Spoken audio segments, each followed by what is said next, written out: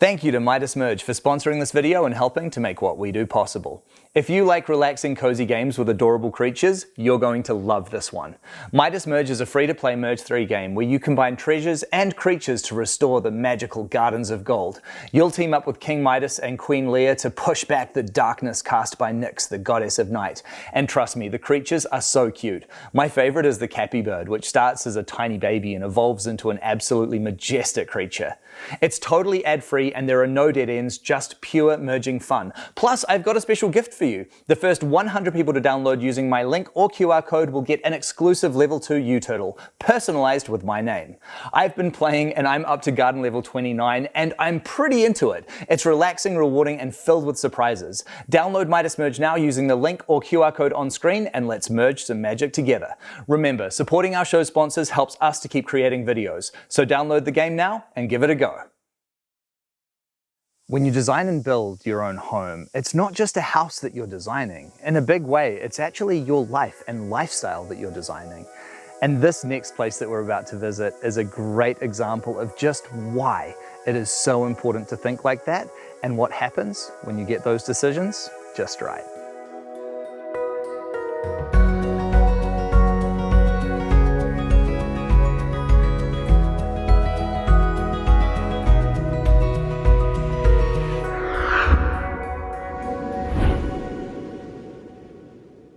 Hey Christina, it's so lovely to meet you. Really lovely to meet you too. Welcome to my humble abode. This is beautiful. What a peaceful spot you've got here. It is. It's a very, very special spot. And that view, I'm very, very fortunate to be here.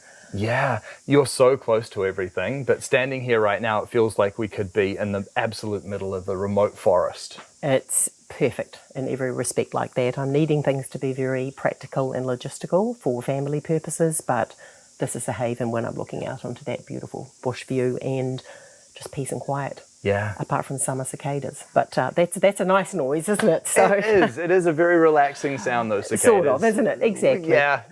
And how did you come to be here? I've lived in this area for about 10 to 15 years. So this was a connection through friends. When I knew that I was going to have a tiny coming, I really started to put out feelers.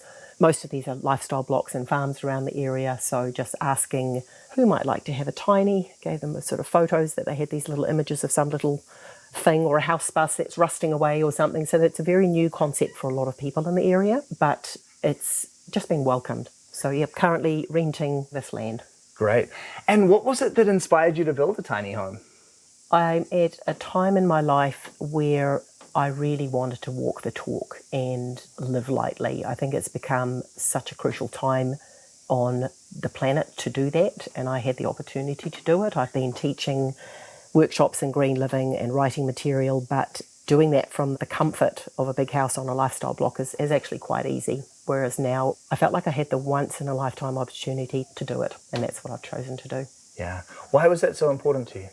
I really feel it is important to live truly and live in the best way that you can in this time in humanity on the planet where there's just so much doom and gloom and there is so much happening to the planet that if one person can just make a little stand and try to live as best they can, just humbly, not in a preachy way, I think then you just find a peace, and I think that's really important because it role models to others, even if it's just my 2 children. Have you found peace here? I certainly have found peace.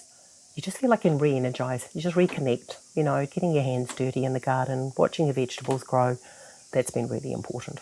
You do have lovely gardens here, or at least it looks like you once upon a time had lovely gardens here. Last summer was full of vegetables. Unfortunately, this summer I was away travelling and my family member, her daughter who lives here, was also travelling, so there was nobody to water. So it was like, right, I cannot put anything in because they're just not going to make it. So that's just the reality of it. My sorrel has made it, my fennel and some flowering shrubs, etc. But it just wasn't sensible or practical to plant because there was no one here to water them for that. Believe me, I understand. As travellers, we can't even keep a pot plant alive. It's the reality of it. And just trying to maintain, you know, weeds without using spray, it's physically laborious, as you know, but that's a choice.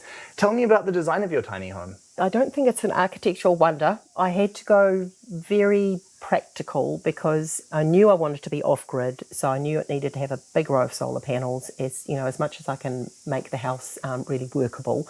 So long and rectangular just made sense. I knew I wanted an east-facing kitchen because I don't like late streaming sort of hot summer sun. The corrugated iron on the outside, which is quintessential New Zealand. I actually didn't find that process very difficult. Measuring out, I knew I wanted a queen-size bed, how deep I wanted my wardrobes. It all just sort of made sense. Yeah. And the black exterior of this home, it's just such a striking look. But there really is something about that color that just ties a home so beautifully into its environment. That's exactly why I chose it. I just feel it just flows totally into where it's sitting. One of the other things that I really love about the all black exterior is the way that it just makes all other color just pop against it and everything else just really beautifully stands out. I agree. Just a beautiful background and then everything just stands out. Yeah. And tell me about being off-grid. I initially would have preferred not to, if it was possible, purely from a cost perspective, but my friends that I've rented this land from, there was no power. Right. So I'm actually quite grateful because it actually forced me to do it because I had to. So that was a learning exercise and I'm grateful for that. I do have access to water, so they can run a pipe from their bore to fill up my tank, hence just needed a small tank, which I'm very grateful for. Haven't needed to do that yet, luckily. And the whole composting toilet, no septic system, I celebrate that. I just love it. One of the things that I immediately love about the design of your home as well is this great focus on indoor-outdoor flow. You've created this lovely deck in the front of the home and just such great access to the outdoors from your house. That was absolutely essential, this deck. So I built this deck with a friend. I had the posts put in professionally because I just think they're really important. And I just was a bit worried that if we got them mucked up, that might not go so well. The walkway I actually built myself, which I'm very proud of. So I've got that.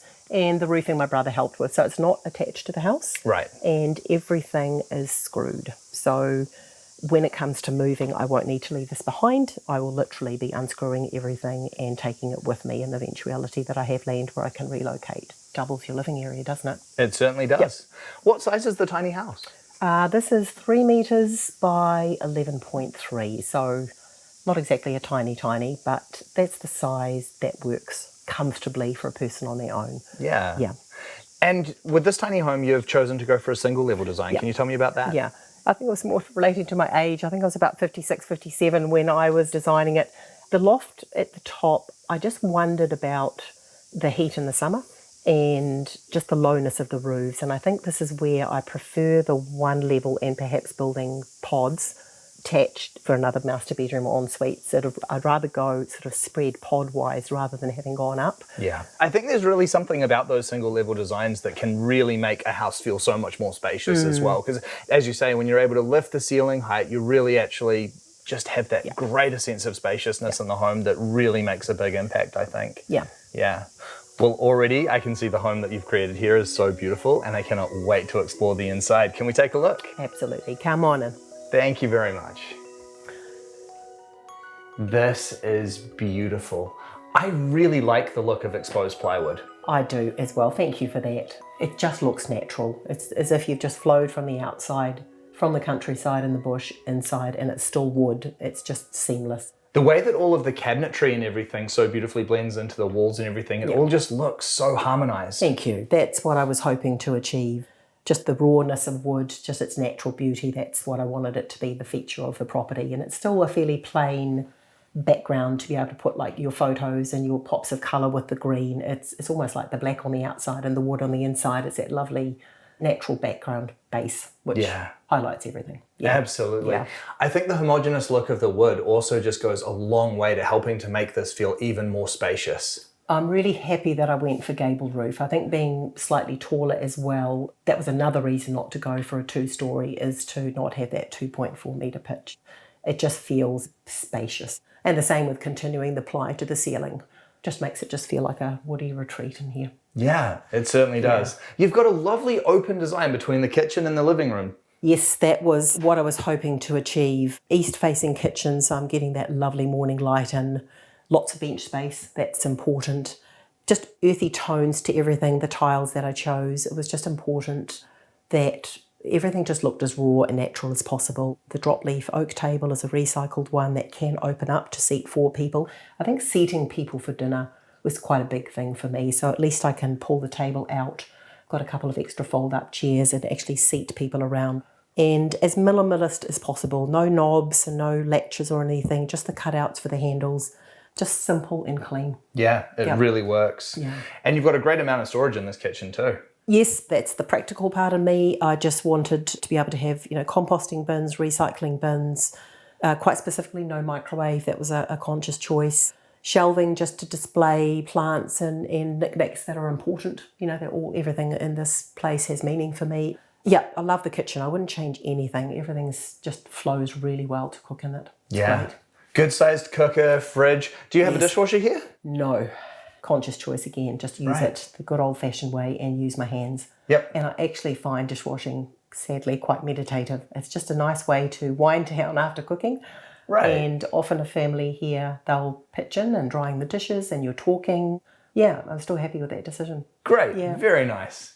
And spacious lounge, this looks very comfortable.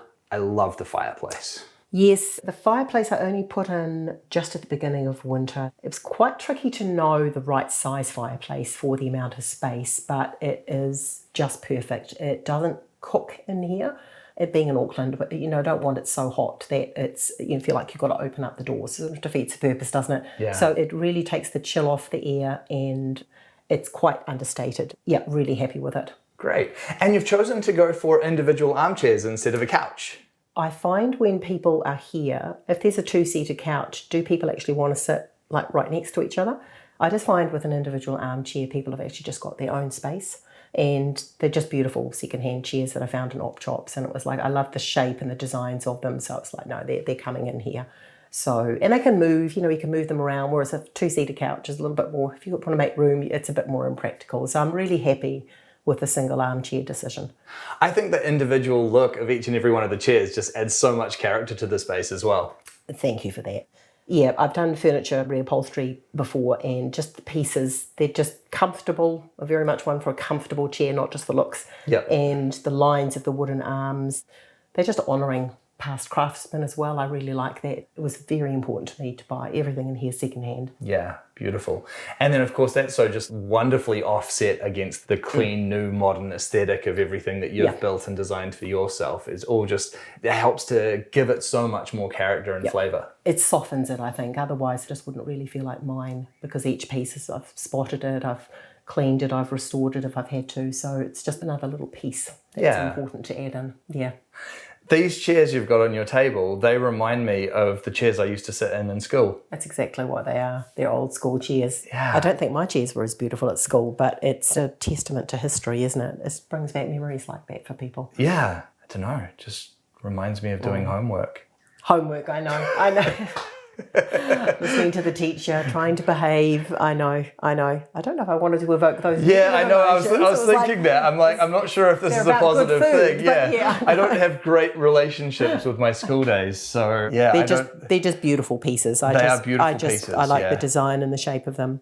The oak table as well is just such a beautiful choice. It immediately just adds so much character to the kitchen. It's an absolute favourite piece of mine. I just love the grain, the age, the history, the turned legs, and it feels like a little bit of history there. And what do we have in the next room? We have a small hallway, a bathroom on the left, and that goes through to the master bedroom. Can we check out the bathroom first? Come on through. Thank you. Again, you've gone for a very minimalist, clean style in this bathroom, and it works beautifully. Thank you. It's just carried on with the plywood lines, corner shower because of space, laundry cupboards. I've just tried to make it practical. So really happy with the design. Yeah, as you should be. You know what? I love these tiles. I saw them obviously in the kitchen before as well, but they work so well. The sort of rusty stone look offset against that plywood, it just adds this real pop of interest to the room. The moment I saw them, I thought that's the one. I just love that rusty weathered look to it. So thank you for noticing that. Yeah.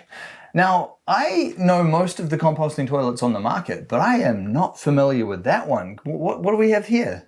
This is an updated version of the Nature's Head toilet. So instead of the manual wheel to turn the composting mix with your number twos, there's a button on the side. So there's some arms in it, and that actually mixes it automatically for 45 seconds. Still has the urine separator, which is critical to avoid smells. It's a nice, clean, compact, reasonably modern looking toilet. I cannot recommend it highly enough. Interesting. Yep. The Nature's Head is such a good composting toilet, but it's not a great looking composting toilet, so that is a huge upgrade. And what do we have in here? That is the laundry and linen cupboard. So front-loading washing machine below and shelves for linen above. So nice and tidy and tucked away. Yeah, beautifully hidden away in there. And then we've got your bedroom. Can we have a look at that? Come on through. Again, this is lovely and so spacious.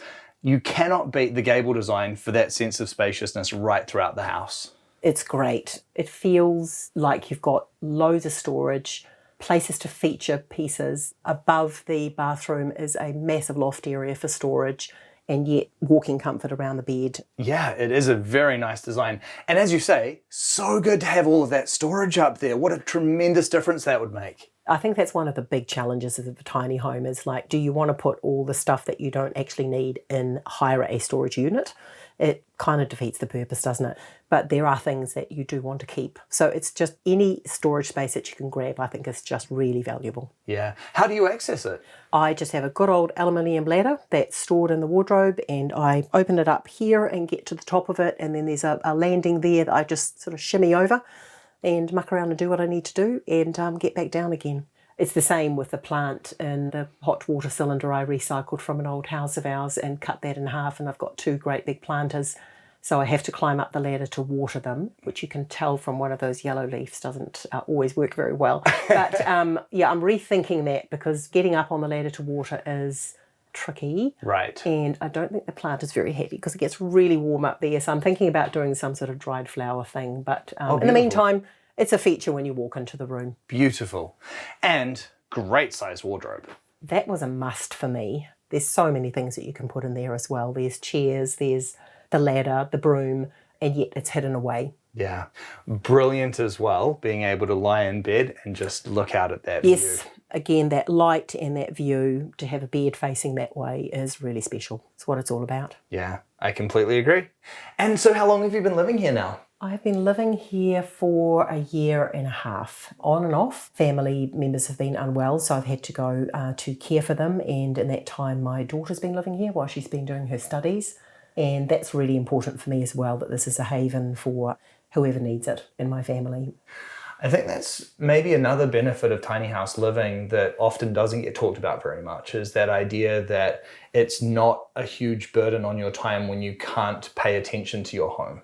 Right? Like, yeah. You've obviously had this circumstance which has called you away from your home, and this wasn't another problem to add to the list. That's exactly right. I mean, it's a quick, easy place to keep clean. It's not some great big 4-bedroom, 3-bathroom place that takes hours and hours to keep on top of. It's literally a lock up and leave in that respect. You can be in a state of transition and the home is still here, and everything operates well when you come back. Yeah.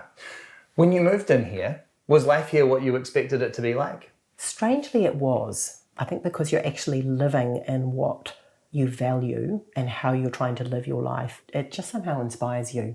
It really has lived up to that for me. Yeah.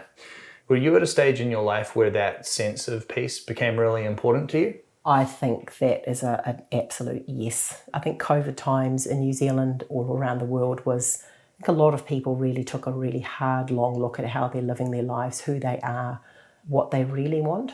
And that certainly evolved from those times for me. And it just became very, very important to live honestly and to really live as truly as I can. And that this is what it meant. It's not owning a big house, and this is what it really meant. It takes a lot of courage, as many people that have tiny homes know, because it's not the conventional way. A lot of people don't understand it. It's a new way of thinking and it's a new way of living, but I think it's very, very important for the state of the planet at the moment that some of us start to think like this. Yeah. I mean, I think tiny homes are this beautiful reflection on what is enough. Yeah. and what we really need as human beings. And Exactly. in so many ways, what we don't understand is that when we have more than what's enough, it can become detrimental to our quality of life. And I think that's one of the most beautiful lessons that tiny house living taught me. I agree. I think there's needs and there's wants. And with tiny home living, it really helps you to make those decisions really easily. And buying new, buying secondhand, it just allows that opportunity to live in a really true way. Tiny home living is all about resilience.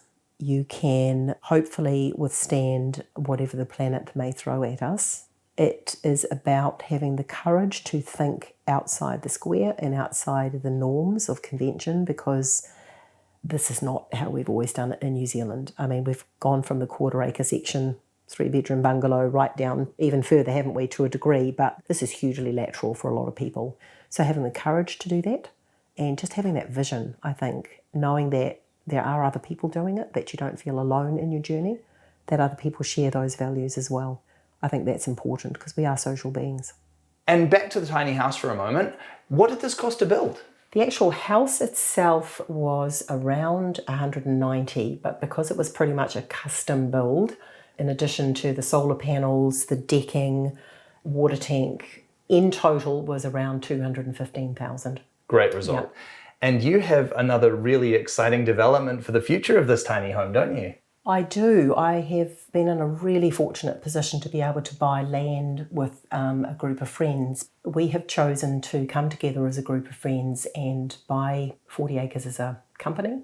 And within that, we all have an acre, a lot of bush, 2 waterfalls, so we have our own water source. Oh my gosh. So I will be moving this tiny to my own land. Buying land together with friends. I mean, that's literally the tiny house dream, isn't it? Setting up a tiny house Exactly. community with friends of yours, people that you already know and love, and then 40 acres with 2 waterfalls? Come on. I know. When we saw the land, it was like, wow, this is it. It's quite an incredible piece. And from a practical perspective, to have your own water source, it's really important.